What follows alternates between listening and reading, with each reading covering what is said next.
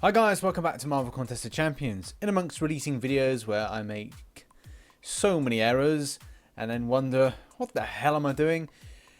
It's time to actually play the game and get back into the groove, as one does. And I'm going to start off by ranking up my Star-Lord, because I have a Star-Lord now. This is really exciting.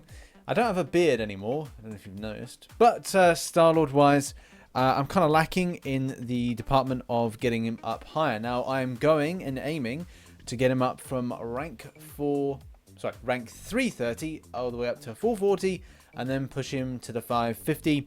So then I've got a rank 5 Star-Lord and a better placement to do things in future. So without further ado, let's get into the rank ups and level up.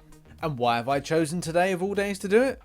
Well, this is going out on a day where there's tech advancement, and also there is the ×2 daily level up event. This is based on the changes to the game of 12.0. I'm sure that when you're watching this in the future, you'll go, what the hell is that about? And we'll remember it as a bleak but interesting time that we now all forget, because the game, when you're watching this video in the future, hopefully everything is fine and dandy. It should be. Positivity moving forward. We've had the bitch, we've had the moan, let's move forward. But anyway, let's get this bad boy up to 550. We've just hit the 440 mark. Now it's time for the rank 5. Now he's only level 20, but still add some signature stones to this guy and he's going to be a dynamite.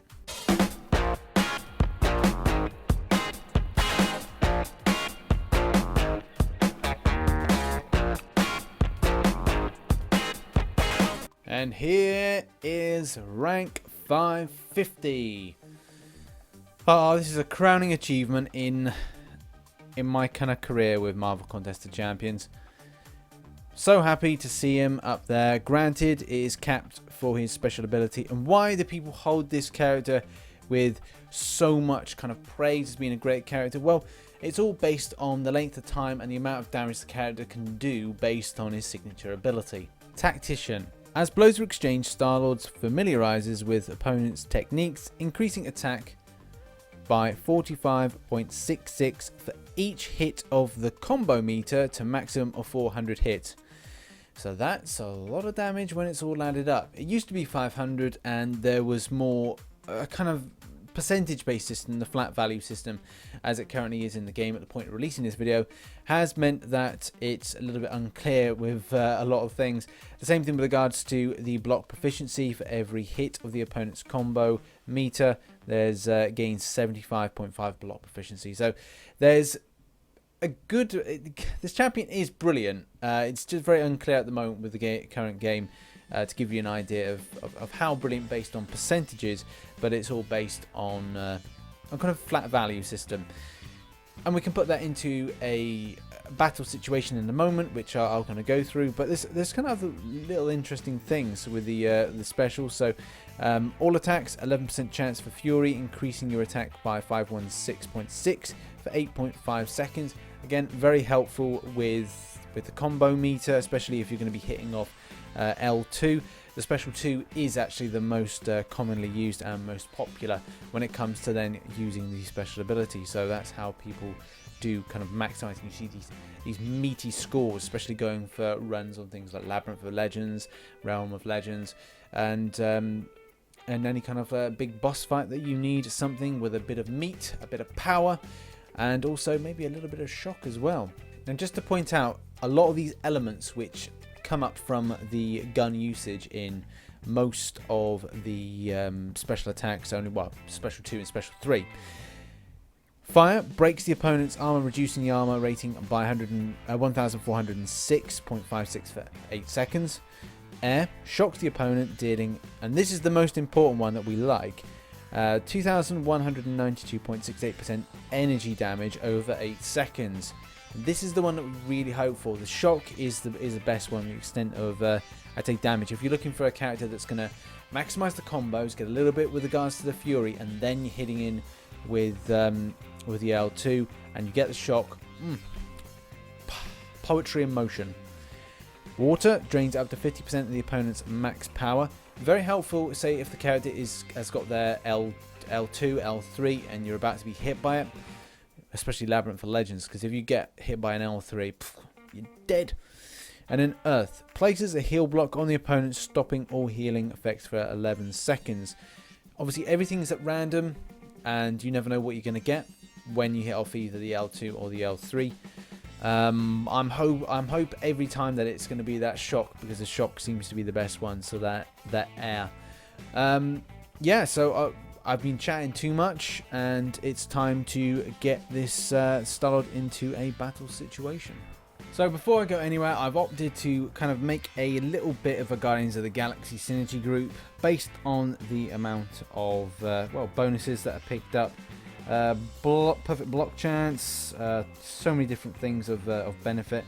95% armor rating, special 3.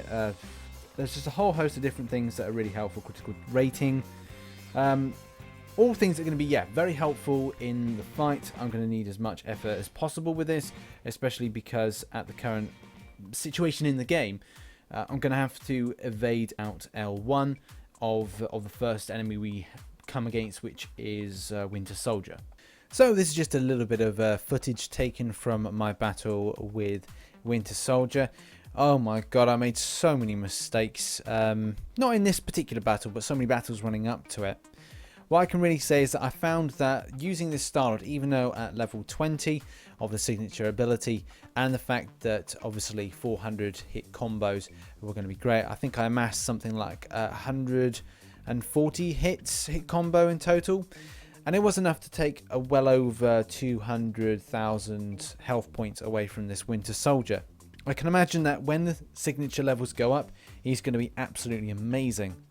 The way in which I fought Winter Soldier was evading out the L1, which basically was a hard swipe away. I'm usually pretty terrible with avoiding projectiles, but I was finding a good hard swipe away was enough to dexterity and kind of evade those pesky projectiles coming in. The reason we avoid the L2 is the extent of projectiles coming in. It's very difficult to swipe away and evade. I am learning how to do that in future, but all I can say is that I really enjoyed fighting with Star-Lord. I didn't think I would, but I found that the use of the Guardians of the Galaxy signature team, the synergy team even, were really helpful, and the extent of those little buffs made the character a little bit better for the situation. I was finding that when I was doing blocks, I was receiving 0 at times with damage, so I do recommend, with the way that the game's going, to use that synergy team going forward. Other teams are better, but I like this.